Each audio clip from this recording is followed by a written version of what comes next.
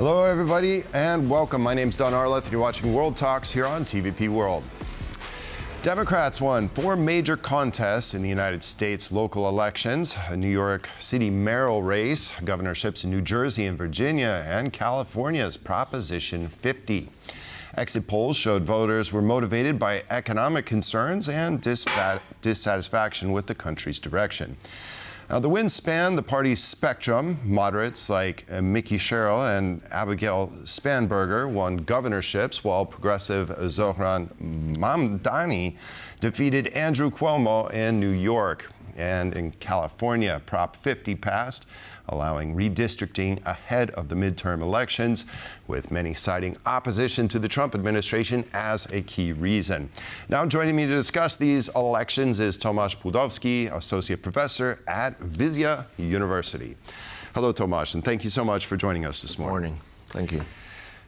So do you think this latest, these local elections, the Prop 50 there in California, do you think this was somewhat of a litmus test for the midterms, which are going to take place next year? I think so. Typically, the opposition party wins somewhat or the presidential party loses, if you will, in the midterm elections. The pendulum swings the other way. So this is to be expected. I mean, this is what usually happens, but this happened quite early, within a year. And I think Trump being a typical president, and New York being a typical city, and Mamdani being an atypical candidate for mayor, a socialist, really, a social democrat, but a socialist. I mean, suggesting ideas like free health care for children under 5, free transportation. 2% tax on everyone making over $1 million. Yes, well, I would say that's more typical of Democrats, taxing the rich and so forth. But I mean, suggesting that a big city, a huge city like New York, could afford to offer free anything to all citizens is, I mean, it's a challenge.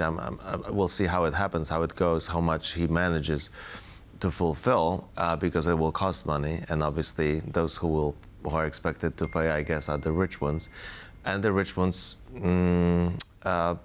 failed here. I mean, Musk, Trump, Cuomo, I mean, all the establishment.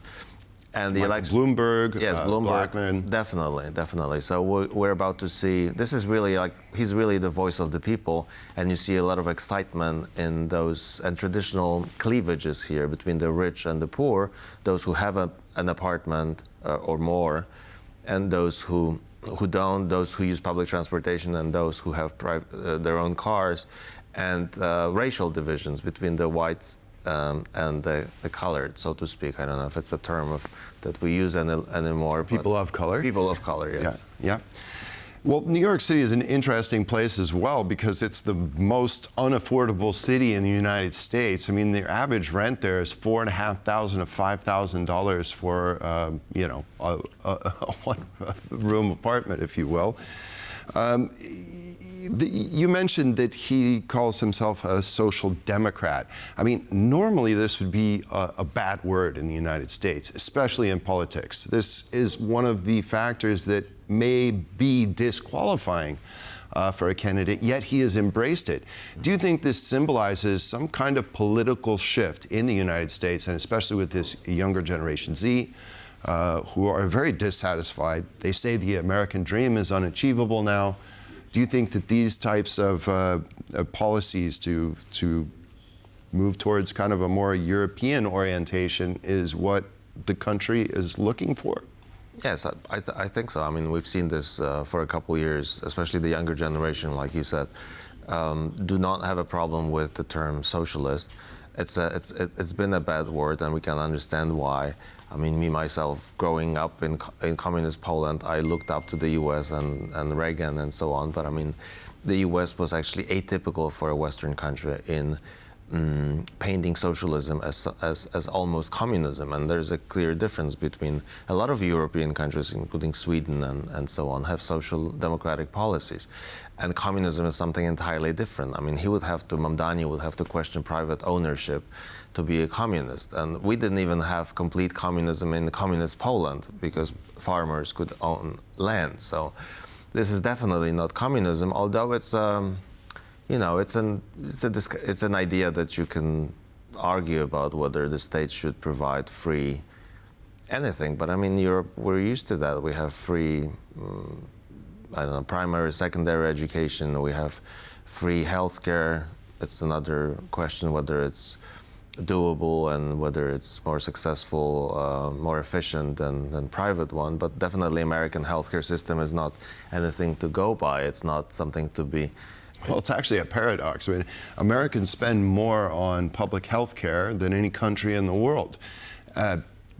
But then we also have this, Americans also have this system of very expensive insurance, medications, and treatment, which completely throws the situation off. It's much more expensive than Canadian system, and I don't know that it's any more efficient. Right. There's much more people without health care. Yeah, and if you look at what we've seen lately with Donald Trump putting more of the defense burden on Europe, it seems that Americans are looking to Europe, saying that they would like to also have these benefits in society. Which brings me now to Donald Trump, because if you look at the other side of the political aisle, he is being branded as a communist, Mamdani, and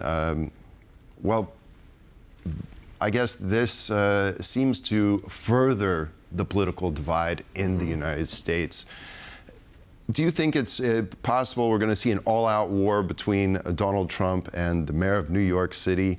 And will Donald Trump potentially withhold federal funds to try and strangle them, as he threatened and to some extent did during his first term? I think they both want this kind of war, and I think they can both benefit from it. And that's what we're about to see. I mean, Mamdani is very good at those one-liners, like "Turn the volume up, Mr. Trump." I'm sure you're listening. Turn the volume up. Or if you want to go to come for any one of us, you'll have to go through through all of us.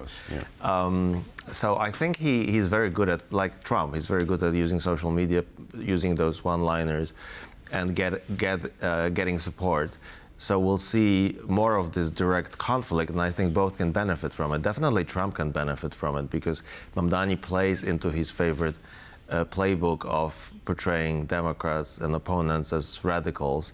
Nancy Pelosi, I mean, I'm sure you remember him painting his opponents as radical communists from San Francisco or wherever.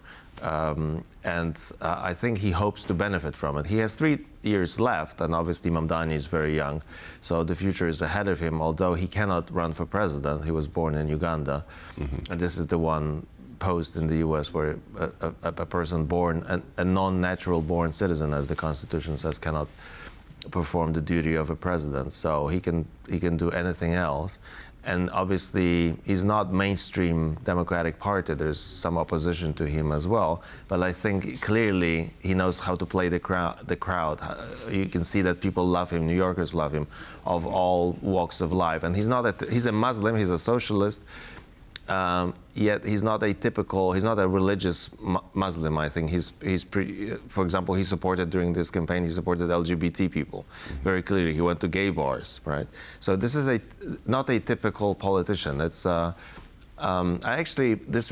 he reminds me he's a product of a coalition that I wrote about in my last book, in which I talked about the differences between Republicans and Democrats. And Republicans are usually driven by economic policy, like low taxes and so on and so forth. And the Democrats are usually, or they attract a coalition of all kinds of minorities. So you have ethnic minorities, you have women, right, which are a minority from the point of view of having less power.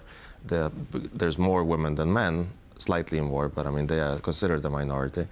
So ethnic minorities, even sexual minorities, right? So this is this coalition that was inevitable, and it appears every now and then. And Obama also managed to attract that coalition. And in many ways, Mamdani is reminiscent of Obama. Yeah. I mean, he's you know, he's very energetic, youthful, like Obama was when he ran for president the first time. Well-spoken as well. Well-spoken, definitely. He connects with people. Yes, he uses social media.